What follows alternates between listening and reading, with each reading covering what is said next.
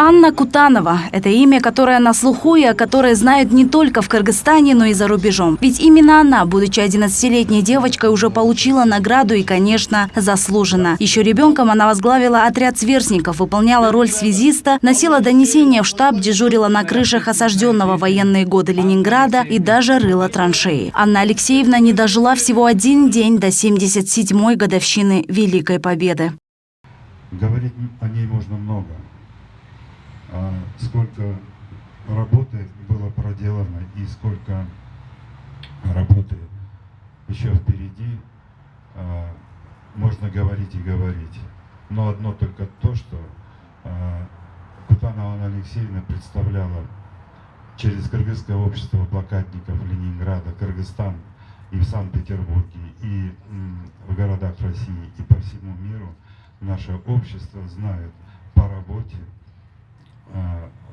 председателя Кутановой Анны Алексеевны. Хочется от нашей семьи выразить слова благодарности.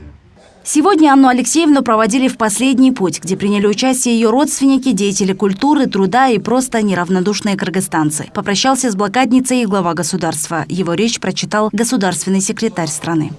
Мы безвластны перед временем. Активная общественная деятельность Анны Алексеевны по защите прав и интересов блокадников Ленинграда, ветеранов войны, тружеников тыла снискала заслуженное уважение у неравнодушных сограждан, понимавших всю значимость проводимой работы.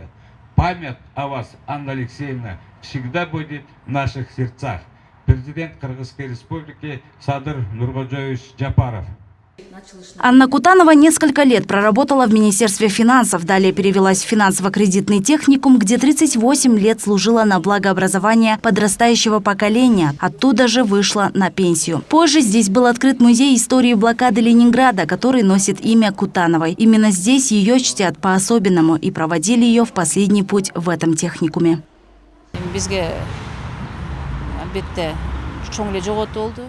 Это стало огромной потерей для нас. Анна Алексеевна для нас была очень близким человеком. Мы постоянно держали с ней связь. Она часто приходила сюда, и мы проводили много мероприятий по ее инициативе или от ее имени. Каждый раз, когда мы отмечали День Победы или освобождение Ленинграда от фашистской блокады, она была нашим главным гостем. Она приходила даже если не очень хорошо себя чувствовала и внесла огромный вклад в духовное развитие наших студентов. Нам безмерно больно терять такого героя, как Анна Кутанова.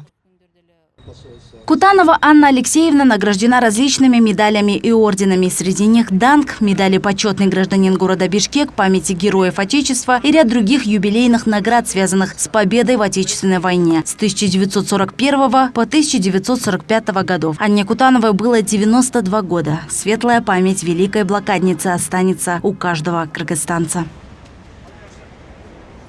Айзада Урумбаева, Нурдан Карапеков, Пирамида.